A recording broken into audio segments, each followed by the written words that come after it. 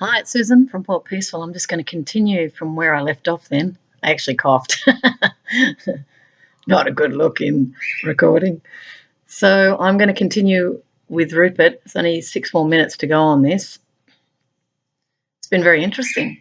Of course, the whole history around war and that is it's not something I know in detail for sure. So I'm always open to listen to different voices who are seeing the world in a different way, and that's how they're shaped. And it's to respect that diversity. That's what my inner feeling is. Is to unlock its human potential. Yeah, coffee. The only way to do that is by giving your people the freedom they need to develop their talents and abilities. If you look around the world, you see a stark truth. Free countries prosper and unfree countries do not. It's no coincidence that while the Soviet Union had some of the world's best scientists, in a society where information did not flow freely, they could never realize their potential. It is also not a coincidence that when people suffering under dictatorship began to see how others lived and then compared their lot with those of people in free lands, they began to demand their own freedom. And in so doing, they expanded the boundaries of the possible for their compatriots and neighbours. The Oxford of my youth was one of the most privileged places in the world. Yet it was a place that had many limits. When I wrote to my parents, it would take a full week for the letter to arrive in Australia. Most people there, students as well as teachers, were white Anglo-Saxon Protestant males. For all our education, the prevailing outlook was narrow and provincial. Class distinction still elevated the well-born at the expense of the talented. Above all, it was a culture that thought profit grubby and looked down on the world of business. Across our world, millions of people are now entering university each year and enjoying things once limited to the very rich and well-connected. I'd have to differ with him there. But I honour and respect that. It's been very fascinating to see how he's also felt looked down upon, like the whole business thing, at Oxford. I've been to Oxford too, but I didn't study there. I just went and had a look. And Cambridge. I was curious. And how he was, I guess being an Australian too, in high society Britain, he would have, I would imagine, been looked down on, but they would have been interested in the money that he had as to what his status was.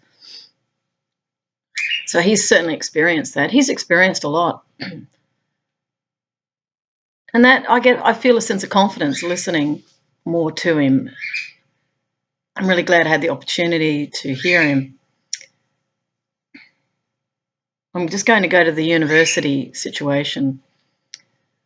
There are definite barriers to entry now for ordinary Australians trying to access universities because they're commercialising. This whole idea of freedom, what is freedom, is really the essence here. Are we free?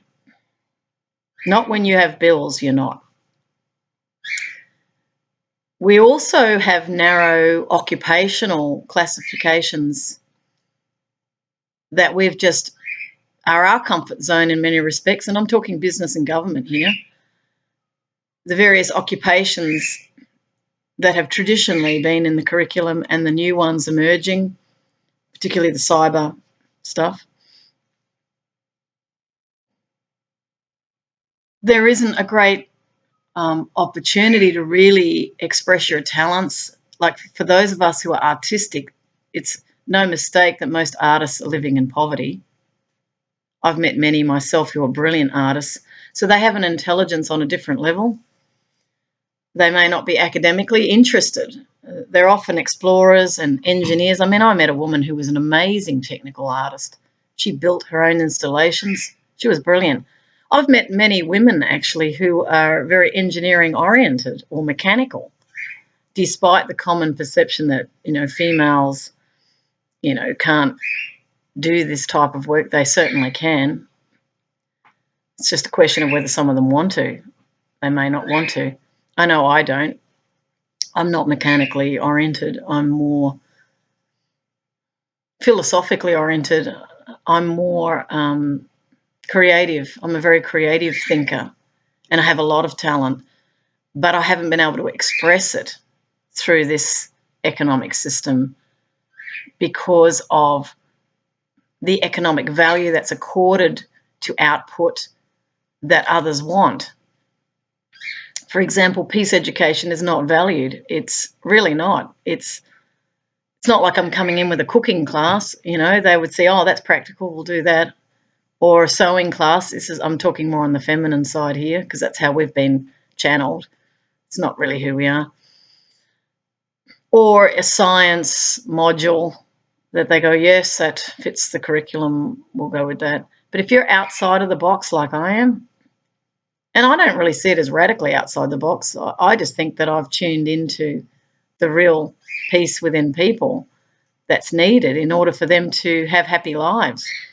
And I've just gone with it. But because it's pioneering and I don't have resources, I haven't been able to, really educate the public on what I'm doing. And so it sort of sits at the sidelines with a lot of projects that I've created because I don't have that killer instinct, and I'm not going to be a world beater and I'm not interested. I'm happy to work in community with people, though, and assist them with what they feel they need. If I can supply that, that would bring joy to me. So I have a different mindset, and so it's very hard when you're not in the mindset that Rupert's referring to. It's not so easy as he might perceive. Once you've made success out of your life, everybody sees that and doors open very easily. Once you've made money, you can easily make money. That's why they look at people and go, well, why are you poor? It's like, what's wrong with you? And I know they think like that because I've been in moments of wealth myself that I've created and paid people $20 an hour. And I know that there's a lack of respect for people who are poor. They see them as, well, you're no different. Deep down they probably know you're no different from me. So how have you failed? It's not the truth of it. When you make money, you can easily make more money. You just invest it. You get properties. You get people to live in those properties. You get rent, and on you go. And then you look at the struggling masses and you don't respect them because you think clearly they haven't got initiative. Well, no, they don't have money. So that's kind of funny. Anyway, I'll just play it a bit more because I just want to tune back into him. Class distinctions are yielding to merit. Modern businesses are lining up with good jobs and good salaries for the talented. And far from looking down on business, many of today's students dream of starting their own. I just want to inform him there's a lot of people who are working casual jobs now and they don't like it. And they are at uni. In fact, there's a lot of university educated people who cannot break into professional jobs anymore. Market's changed. Talent is frequently not recognised. I was extremely talented, but because I was stuck in a typing job, I worked in the City of London as a typist trained as an economist. And I sat there. It was very funny. I saw the banks of screens of all the very highly paid banking, financial, professionals, let's say. Here I was, the female, clip, clop, clip, clop, clip, clop, doing what females should do, which is typing. They were very sexist over there. I noticed that. I was doing a few graphics. It was pretty simple stuff. And I looked at them, looking at the demand and supply curves, looking at the various indexes that they were analysing. And they did that all day. They did nothing any different from what I did. They sat in front of a screen looking at variations.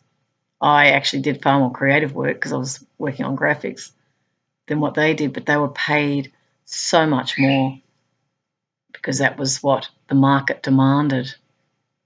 The skills that I had, which I have a lot of skills and talents, I have a lot, but I haven't been able to fully express them. So I've had to go my own way in order to liberate myself. The freedom he's talking about, the only way I could get it was to go it alone and stay in poverty. Because if I go work for a company, they don't care about my talents. I was never recognised. They couldn't see me. I was invisible. And that's how all the public feel. Invisible. You are your job, they think. I am a this, you are a that. They don't see you as a person with lots of talents and abilities. And that's why we're not happy, because we don't feel we can express who we are. We always feel that we have to serve someone else in order to make the money, and there's a disempowerment in that. He sort of talks about that comfort zone, but the thing is, people don't live life out of that freedom for the most part. They don't even know what freedom is. They all feel burdened and stressed. They're very stressed. People are taking antidepressants to cope. The life is sped up massively. In fact, the world he's describing doesn't exist anymore. And admittedly, this lecture was 2008. Things have changed a lot. I remember talking to a consultant at Centrelink. This is the Australian welfare. Well, it's actually privatised now. This is the job provider. I was sitting in a privatised job provider, we'll put it that way, more accurately. She was telling me that we're getting doctors. We're getting people who are really professional here at Centrelink. They're not the young first entry job seekers. The universities are filling up with foreign students. I have nothing against foreigners, but what I see is the elite from various countries using Australian universities to get qualifications, and I understand why they are. Good on them. But the competitive nature of the universities now, rather than being a government-funded institution to assist in educating young people to better civilization, they're now getting trades. They're turning them into trade schools so that they serve business. And whilst I can hear what Rupert's saying from the other perspective, where business really wasn't the be-all and end-all, and how he was trying to, have that talent expressed through, and maybe in journalism, he's got journalists, who are talented writers. So he's kind of got that, but he's not working on a factory floor where you cannot express your talent. I've met the most brilliant people who had to put their brilliance to the side in order to work. In fact, when I studied economics, and I've said this before, I came out at a very high level of intellect. Then I went into the workplace and it dropped. My standards dropped. I would say 60%. So I went and worked really hard to get that degree. And my intellect was really, I was really switched on when I came out. To find myself put into a commercial, this was a market research company, where my intellect dropped 60%. I was not utilising what I'd learned. I actually felt a disappointment in business at the low level. It was very practical, but not advancing. Not advancing. And then there was the internal politics you had to deal with. And then we also had, I had challenges with misogyny there too.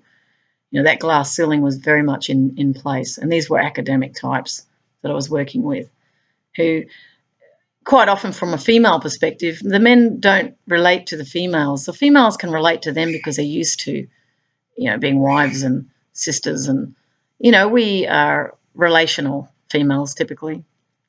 But I found it's the males that don't relate to the females. Or sexuality gets in the way and they don't see you as a colleague. It certainly is changing to some degree now, and certainly the American women really forging ahead, and other women are sort of looking at their role models. But again, it's having to be a man, a female pretending that she's a man or acting like a man in order to progress. She can't just be a female. I did research in a council. It was women in local government, and 3/4 of the jobs were service-oriented in the council were done by women. There was only one woman, I think, that was in the engineering area, and she was Russian, and that's because society he's disparaging, the Russian society, they actually had more egalitarianism there. You had more women breaking into elite academic areas in Russia than you'd ever would have had in the US. The cosmonauts, the women cosmonauts, they actually had a space, they created the Mir space station. They were in parity technologically with the United States to some degree. The US has gone further, but there are reasons why that's happened, which I won't discuss. So there are pros and cons. Yes, from the Western perspective, we can look at the Russians as a closed system. We can look at it as, the masses kept down. But there was also an equality there. It's a very harsh life with the weather. I really saw the weather as predominantly driving that, and elitism. But again, the UK has the royal family. They had the Russian royal family. I don't know. They're established countries that have had their ruling elites, and the masses work hard to maintain them. I see that as the same. I totally take his point on, the great poverty that he witnessed perhaps in Singapore. That would have been shocking. I've witnessed it in India. It's still there today. So the inequality is the issue, I believe, beneath all of this that's problematic. It's not the lack of material wealth. It's the social stratas that are created where superiority and inferiority exist. And the minute we do that, people get treated badly. Issues of powerlessness on both sides, from the elite and from the poor, create the grounds for violence to occur because people seek power one way or another. Everybody's seeking power. They're trying to feel better about themselves. And often those in power, they often are siloed where they don't see the reality on the ground. And it's not their fault. They just don't circulate in that way. They're not seeking to understand. So there's no empathy for the great suffering that goes on in our world. And I see the suffering at the top end as well. I've worked with famous people and I saw their world was a construct, and those people were not genuine friends to them. They saw their, in the case, it was a British woman I worked for, her Rolodex, had very, very famous people in it. And those people who gravitated to her were drawn to her fame, not her. She was used. A lot of rich people would be suspicious of those who come into their inner circle because they're after something, they would feel. Some of them do form good friendships, but what happens when you lose everything? Are they still your friends? You'll find, people who've lost everything and they've worked their entire lives and they lost a lot. Their friends disappeared. So they were not real friends. So what's real can be hard to determine when you've got a lot of money, and if you've not come from a working class or some sort of grounded reality, you think the world is in your image. But we all do that. Even the poor can be very discriminating against the rich. I've seen, them look at them, these are all resentments that aren't resolved. I mean, I'll bring in a spiritual perspective right now because that's how I can maintain my egalitarianism and my great love of everyone, is I really believe on a spiritual level we come in to live the life we live. So when I'm listening to Rupert, I'm recognising the guy's gone through quite a vast, an extraordinary life experience in actual fact, which has shaped his view of life. He's obviously been impacted by poverty. I mean, I didn't know that. That was very interesting for me to see or listen to, was how he reacted as a young child to the poverty in Singapore. Maybe that's why he's got more empathy for the Indigenous, because of that experience. See, our worlds open up when we experience things, but when we come from an intellectual sort of conceptual framework, we look out on the world and we say, the world in my image. It can never work because the world's not in your image. There's 6 billion worlds out there. all thinking differently. They may well share related norms through culture and education, but at the end of the day, we have unique life experiences, each and every one of us, and we impact many lives. Spiritually speaking, we've lived many lives. Wouldn't it be interesting to put Rupert under hypnosis and find out how many lives he lived? In this life he's a media baron. Maybe in the previous life he was a poor guy. You never know. Some listening to this will go, what? Past lives? That's not true. Yes, it is. We've lived before. And when we die, it's not all dark as Packer believed, because he said he died and came back and it was nothing there.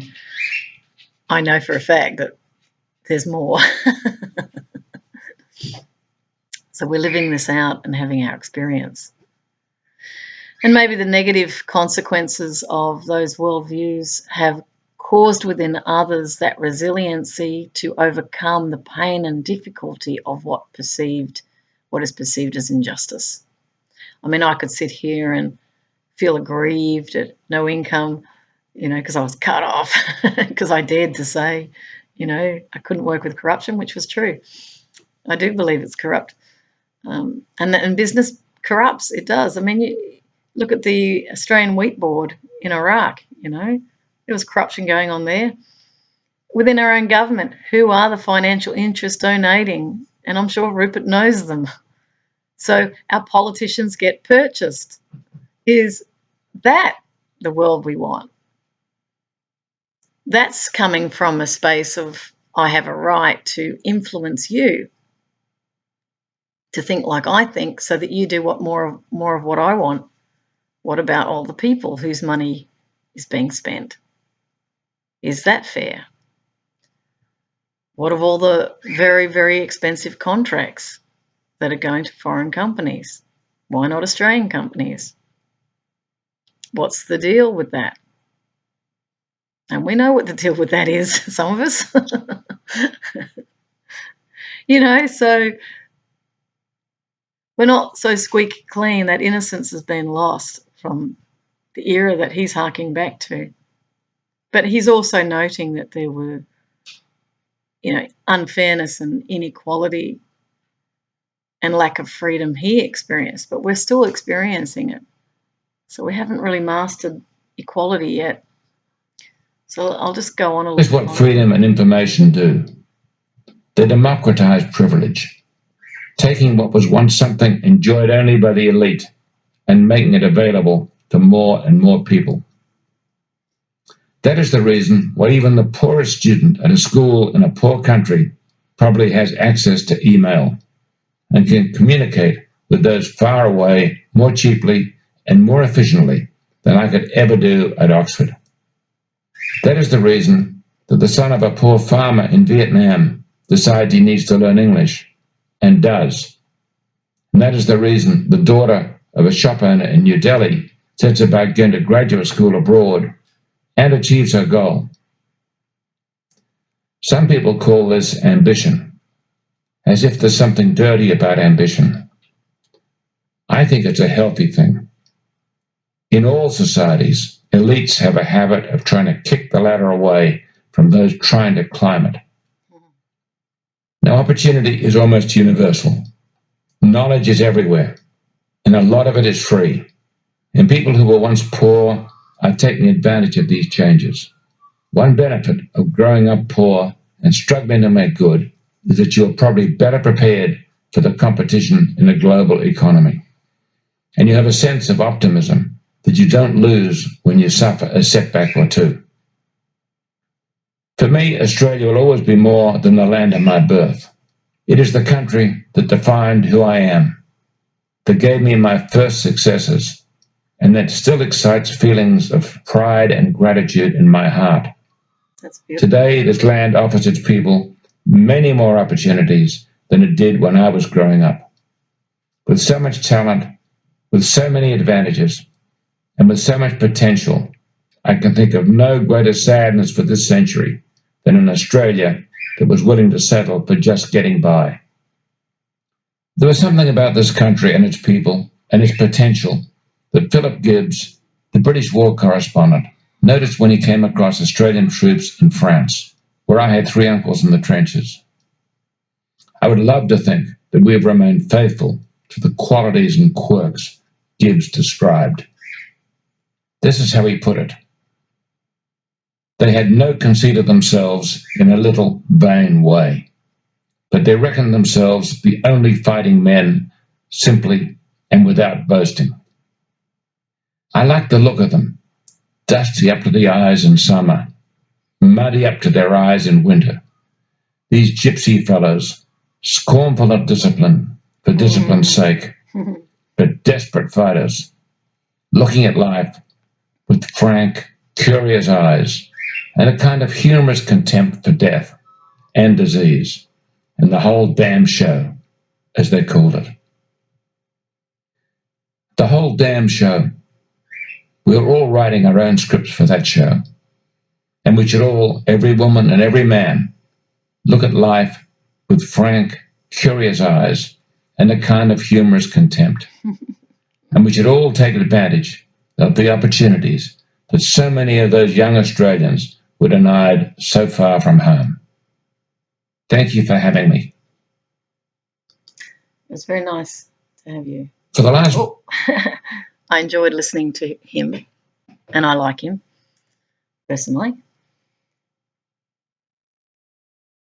I don't necessarily agree with his belief in capitalism, although I can understand his idealism now.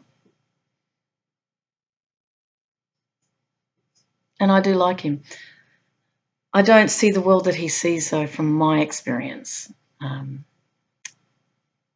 It's a little bit like the Rotarian that I talked about in the previous one, who's trying to bring English to the Nepali, English education, like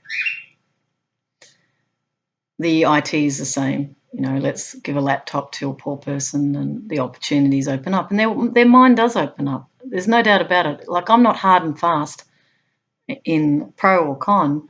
I see pros and cons in everything. But what I do know is if the internet was used just as a tool, and that's the way I use it, it's wonderful.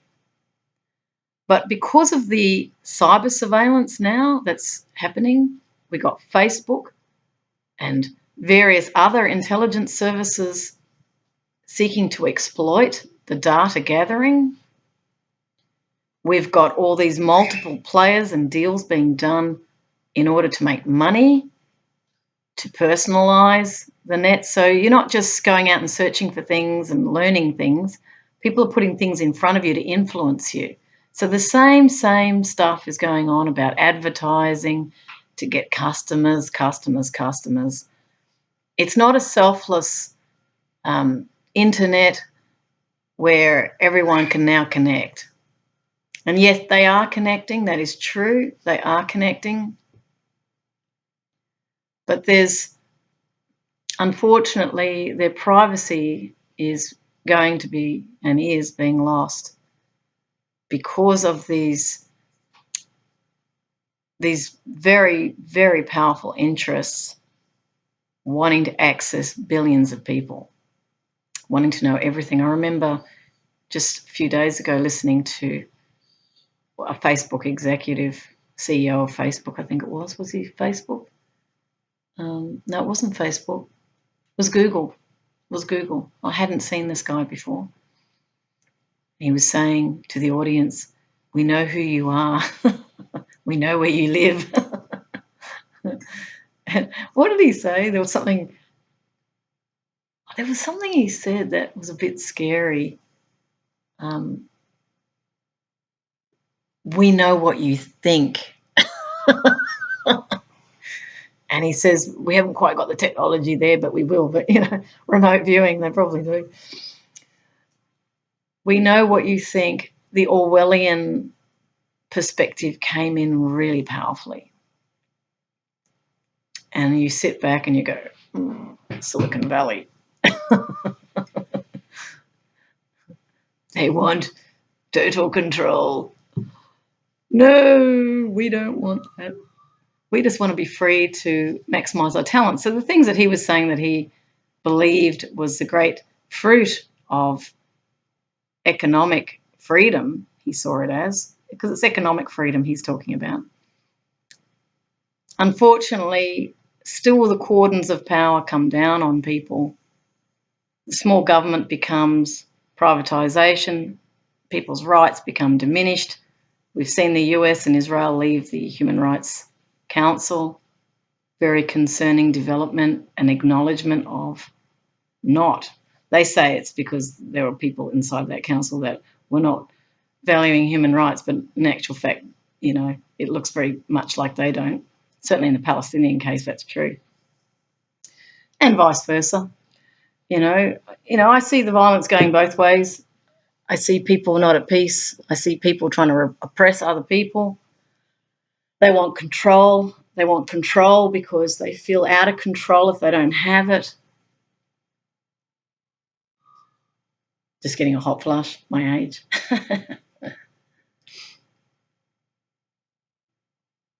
So where to from here, folks? Where to from here? We are at a choice point, big time. For the first time in history, we are moving into a point of real choice. I do definitely see the Brave New World scenario through the IT area, through smart cities, smartphones, smart TVs, all the radiation effects of these wireless is serious matter that's being ignored, all in the pursuit of profit, because we can't seem to think outside of economic frameworks. And anyone that, like myself, who speaks out, ends up being surveilled, ends up being a threat under a risk management scenario. And I don't know, am I a threat? Maybe, if free-thinking people is a threat, well, then you know that you're not into freedom. Anyone who's seriously into freedom as a real lived experience is going to accept alternative viewpoints, like me listening to Rupert with great love and respect. That's freedom. But if I'm being listened to with, oh, that's dangerous, she's breaking out of the box, she's promoting real freedom, if that becomes a threat, well, then we're at a serious choice point. The surveillance is the big issue of our time, and the radiation from wireless is a massive issue. The being stuck on computers, like I've been on computers my entire life,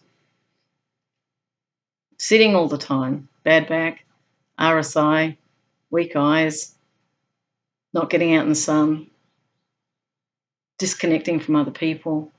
That's how the technologies are used. That is not bringing people together. We're living inside of the cyber reality, thinking it's real. So, it's going to be interesting for all of us, I think, what's coming. And I take on board what Rupert has said in respect of his worldview, but I know within my instinct that the ecological system's collapsing because of that system. And ultimately, to summarise, we are not at peace, which means we're not in harmony, which I've talked about. That lack of harmony is coming from a base of fear and very strong interests promoting that fear because they believe their security is hooked up to the fruits of that. They are not at peace within themselves. He saw, often they see idleness. I mean, the islanders, Pacific Islanders, were pretty idle. They used to go fishing. They were very social, very communal, very family-oriented. Indigenous would have been as well. Outside of, from the perspective of economics, that's seen as wasted time. It's seen as non-productive capital, human capital. Yet, from another perspective, it's where need equals want. It's a lifestyle that gives you more time to be with those you love. That's where the value was inherent, is in being with your family and your children, really. I mean, how many people really see their children grow up? How many people really know their children? How many people have their relatives around them, grandparents, aunts and uncles? In some of the traditional societies, they all live together.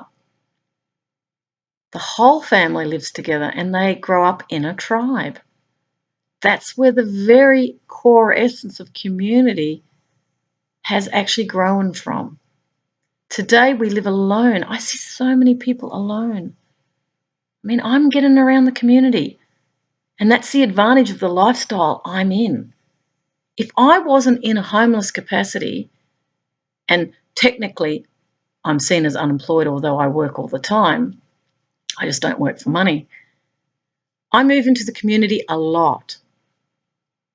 And I'm really grateful to that because I didn't know if I could do it. I thought, how will I cope outside the business world? You know, when things started to unravel in my life, no longer had a place to go to work, no longer had a partner, no longer had a home, that's an unraveling. It's an unlearning of what I was taught was absolutely necessary for my happiness. I've had to do some adjustments over the years. I've had to learn to live with less. I still have very passionate aspirations. He calls it ambition. For me, it's aspiration. I have no ambition, thank goodness. I don't have to plow through people to get what I want. I have enough trust within me to allow life to unfold. Now, going back to the community, I move amongst those people a lot. These are the non-business people, the non-productive assets in their eyes. In actual fact, we've got a range of economies existing. The caring economy, which is where parents get looked after, not wasting away in nursing homes with people they don't know who are not their family, or childcare centres at the other end, where children are calling staff mummy who are not their parents, where children are getting hooked up onto iPads and they're losing the ability to empathise with others. You know, the old fellow that I mentioned in the previous video I talked to yesterday, 64, he's only 10 years older than me. We talked about our early life. He looks a lot at the black and white films, you know, Charlie Chaplin and, you know, various comedians of that era. He also said he notices how they're all plugged in. Everyone's got ear things. He knows. He's come from the generation, as has Rupert, where people were friendly to each other. We all talked to each other. We knew our neighbours. You know, there was a great community happening. That's why we were so friendly, because we weren't fearful. But what we're seeing today is the young ones, you can tout the virtues of an IT revolution, but these kids are disconnecting big time. Their neural networks are rewiring to this logical, linear STEM, science, technology, engineering and maths framework, because that fits the technology. That's why you're all promoting STEM, because it's all around technology, computers. This is a narrowing of our talents and abilities. It's a narrowing because we become receivers of information.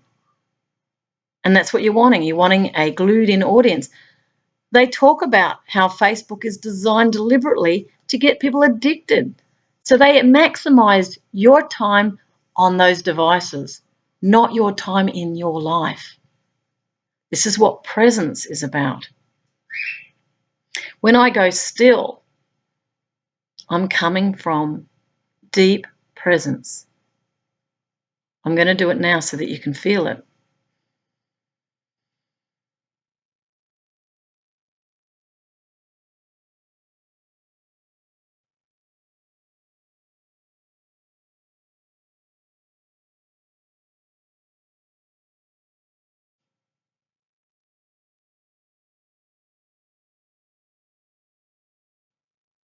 I am living 100% in the moment. I'm not in the future, I'm not in the past. I'm here now, creating. I'm sharing with you the knowledge that I have in my life experience, which is a generosity. I could go off and do something else, but I'm choosing to share instead. And that comes from a very deep base of love and connectedness to my humanity. My humanity is you. When I connect to my humanity, I connect to you. When I disconnect from my humanity, I disconnect you. I disconnect me. That's the emptiness. That's what technology does in truth. And I have to be honest, it does. Even in our cars when we're driving around, we don't see much. When I walk around, I ride a bike as well. I love riding. Walking's even better because I get to see more. I see the flowers, I see the people, I chat to the people as I walk past. I see the people really, really clearly. Got no technology getting in the way. In cars, it's a different reality. In houses, it's a different reality. When you're travelers, you see the world more clearly. That's why travelers are often very wise, because they've been in and out of so many different situations, and they've come to see themselves more clearly because they're in environments that are very different. Cyber world is all about uniformity. Whilst I can see advantages in it, when I've travelled, I've used the internet, but only as a tool. It's not my life. My life is where I am now. I'm not living through this computer. I'm using this as a tool to reach you.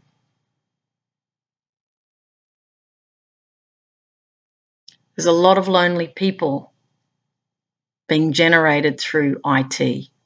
A lot, including the ones programming.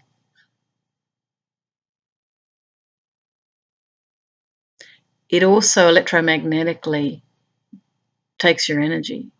You get drained. I've been on these computers since I was, I think, 20. I'm 54. My entire life, my entire working life on computers. They can be exhausting. There's also an electromagnetic radiation coming out of this computer right now that's impacting me at the cellular level, DNA. The tiredness comes from this electromagnetic field that we're all sitting in. As I mentioned in the first video, I've been looking into the radio frequencies coming out of the computers, from the towers. The whole society is being absolutely soaked in this electromagnetic frequency. This is not good for the health of a person. So when Rupert's talking about how great it is to get everyone on IT, is it really good for them? If it cuts them off from other human beings, which is where we feel the love. Can't force people or manufacture a bond with an avatar. It's not a human being. You can't hold that. You can't feel that being, you can't feel their energy. It's just an avatar. You can trick the psyche into believing it's real. I remember my father, this is really basic, but he used to play chess and he used to call his chessboard Ollie.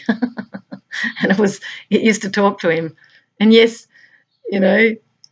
he played with it because humans are very much built on perception. I can get attached to my car. Excuse me. Anyway, I'll leave it there because I'm going to cough.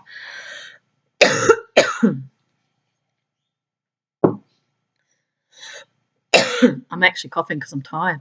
I've been working really hard lately. It's not a cold, it's I'm actually experiencing some exhaustion myself. Passion has been leading me to this because because like Rupert, I want to see a better world as well. And I don't want to just cut this. I'll just quickly finish it.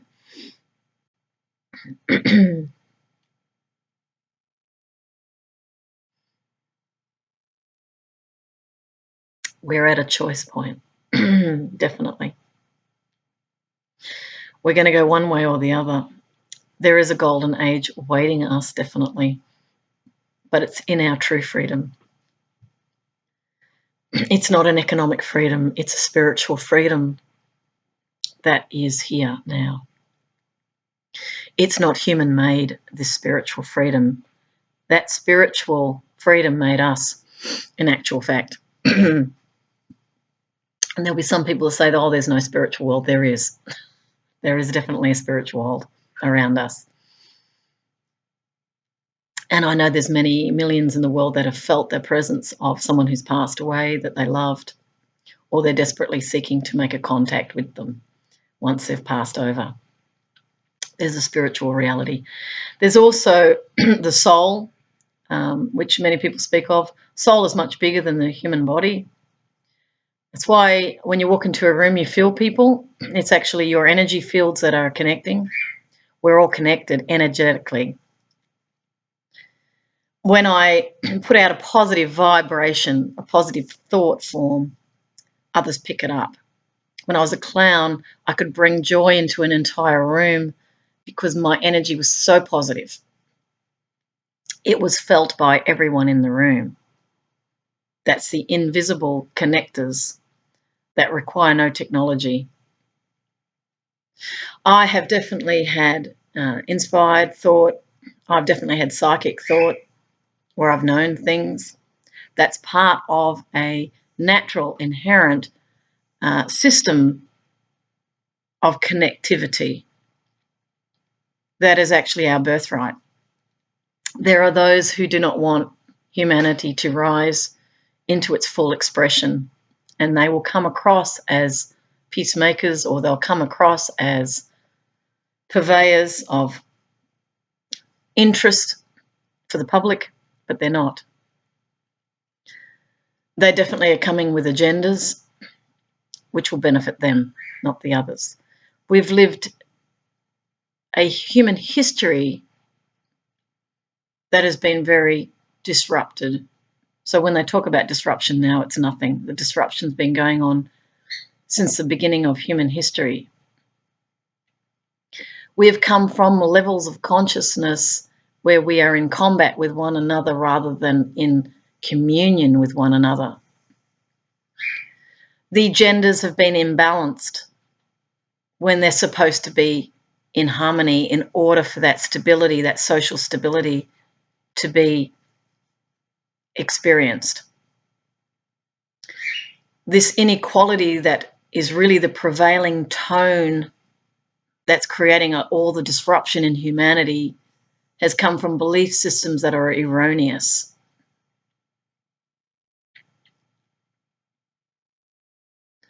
Every baby that's born is coming into the world as pure love. They are all equal. But then they come into energy fields of great conflict from the parents, from the society. They feel fear. I mean, babies only fear sound, noise and falling. They're the only things they fear. The rest is programmed through the parents' fear that's unquestioned, through educational systems arising out of fear. The whole business creation has come from the fear of not enough, which is the great poverty that Rupert was talking about. Clearly that's embedded within him and has really pushed him to create abundance or profit. The real abundance actually comes from self-love. That means self-acceptance. There is nothing wrong with doing nothing, but we've created a system that you have to be active all the time and busy and be seen to be in order to be of value. It is not true. Your value is inalienable, and The moment you come into this life expression, you are of great value. Every single life makes a difference, no matter what they do. There is no superfluous person. Everyone is teaching by their example, whether it's a negative example or a positive example. They are the teacher of that. Hitler was the very catalyst for the Universal Declaration of Human Rights, given the Second World War. Jesus was the great teacher of unconditional love at the other extreme, persecuted mercilessly at the time because of those in authority, who are still the same today, fear the great love that was being expressed through him. That was a spiritual love that he was revealing, that everyone is incredibly beautiful, and he saw no problem in anyone. Even in the poorest of the poor, he saw no problem. He saw a soul having an experience. That didn't mean that he didn't offer to help them. He did. He would offer what he knew to them, and if they chose to take it up, they could. If they didn't, he respected that they were on a journey. He didn't judge it as poor or rich. He was neutral. Love is neutral, believe it or not. I'm still developing the love that I feel, and I feel it a lot, but I'm still developing it or experiencing more and more of it. I have no fear for the future. In reality, I don't, because I know that we are incredibly powerful, each and every one of us, and I know that we will consciously or unconsciously create what we're wanting. It's better if we can do it consciously, then we're not falling into destructive patterns. We can start to consciously envisage the future that we're wanting. For me, what I see is not megacities. I do not see megacities in the future at all. I see the dismantling of that. I'm just going to stop and reflect on what I'm seeing. The world's splitting into two. One is this very destructive mindset of not enough. It's the real poverty. There's another there are actually levels of consciousness. The other one is, I love myself, I love everyone. I'm here to serve, I'm here to give. I'm living in harmony with the planet. I recognize what I do to another comes back to the self. The world is my mirror. What I see in the world is me. There's only one of us in the room. This is spiritually speaking. We're all connected. I don't have any need to incarcerate anyone or punish anyone, but I will help them to see where they were in error. The education of the future, in this possible future, is one of love, of values. It's very much universal values based. From universal values, things will come, and they will be based on unity, because values are what unite when they're real. When you love someone, you get naturally drawn to that love. When you hate someone, you repel. These are the in-breath, out-breath of life. But what holds things together is definitely love and compassion. These are not idealistic, throwaway, unrealistic notions. They are the real drivers of unity on this planet. If we keep creating more and more terrorism, we keep giving voice to it, we keep pushing that agenda so that we can develop security frameworks around it to profit those who have an interest in that in respect of control. If that's the line we go down, that creates that Brave New World scenario where everyone is surveilled, not trusted. We look for enemies everywhere. It's very paranoid. That's a possible future that's sitting with us right now. We all get to choose. That's the freedom. The real freedom is in the choice. It's not in an economic freedom. It's not in a political freedom. It's in a spiritual freedom where we're always in a free will universe and we're all choosing. Wittingly or unwittingly, we're voting for what we want. If we're very frightened people, we'll vote for the security apparatus we will give up our freedom and we will just stay within what seems like a secure, controlled, contrived environment. If we're coming from very love-based energy, we will want to be in that self-expression, love, autonomy, community, growing our own vegetables. So self-autonomy will just naturally come out of that. And I believe that is exactly the golden age that is, it's not even coming. I feel it as here now. I do. It's certainly, I'm feeling it within my own life expression, definitely. However, I'm taking note of the other world that's being developed out of fear. And only one can survive and thrive, is the words coming to me now, if happiness is what we want. I'll leave that to you to consider with love and peace. It's all good. And I thank Rupert for sharing his views. I very much enjoyed listening to him. Lots of love, lots of peace. Bye.